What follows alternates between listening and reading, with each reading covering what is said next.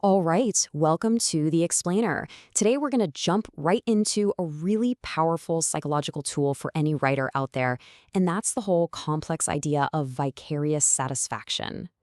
So you look at this picture and you see a pretty common dynamic, right? You've got the proud mentor, the rising star. Looks great on the surface. But, and this is a big but, the caption here hints at something deeper. Characters like this, they often hold the key to the whole story, and not for the reasons you might think. We're about to peel back those layers and see what's really going on under the hood of this supposedly supportive relationship. Okay, so the official definition, it seems pretty straightforward. Vicarious satisfaction is just getting your own sense of achievement through somebody else's success. You know, like when your kid hits a home run or your student just nails their presentation, you feel that pride. It feels like your win too. But for a storyteller, oh, that is just the tip of the iceberg. Right. And this is where things get really juicy for us as writers. Because this whole dynamic, it's not always about noble, selfless support. More often than not, it's actually a mask. A mask that's hiding something way more complicated, a really deep internal conflict that's just churning away inside that character. At the very heart of it, vicarious satisfaction comes from this massive internal battle. Think about it. On one side, you've got this burning desire to achieve something big, right? To win the title, build the company, get all the praise. But on the other side, there's this crippling, paralyzing fear of the pain, the sacrifice, the sheer hard work it's going to take to actually make it happen. So what's the bottom line here? It's simple, really. It's human weakness. A character who leans on vicarious satisfaction is, deep down, just choosing the easier, safer path.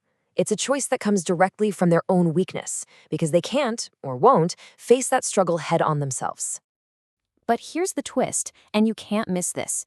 This isn't just some passive weakness. No way. It actually morphs into a calculated, totally self-serving strategy. Your character isn't just sitting on the sidelines anymore. They're actively starting to pull the strings to benefit themselves.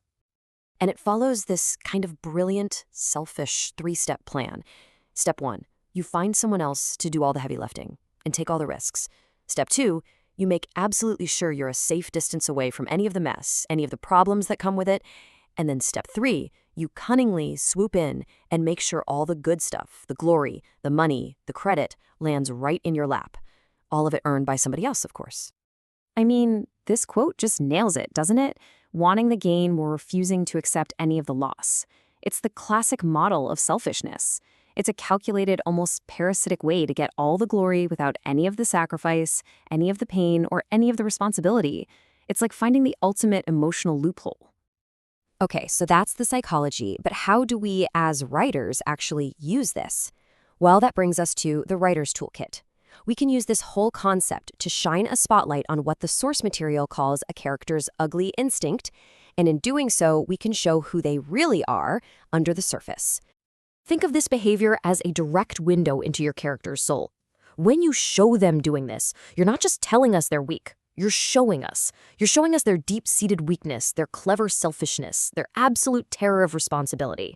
And maybe most importantly, it exposes this massive self-deception they're living in and this pathetic craving they have for rewards they did absolutely nothing to earn. So here's the big takeaway for you. Using vicarious satisfaction in your story, it's not just another plot device. It's more like a surgeon's scalpel. It lets you precisely dissect a character and expose a really raw, uncomfortable, and let's face it, a deeply human truth about what people will do to get what they want without having to pay the price for it. And that leaves us with one final and I think crucial question for you, the writer. Take a hard look at your characters. Who are they cheering for from the sidelines? Is that support genuine, or is it just a convenient mask? Ask yourself, through what vicarious satisfaction is your character hiding their real self, their weakness, their fear, and their true hidden desires?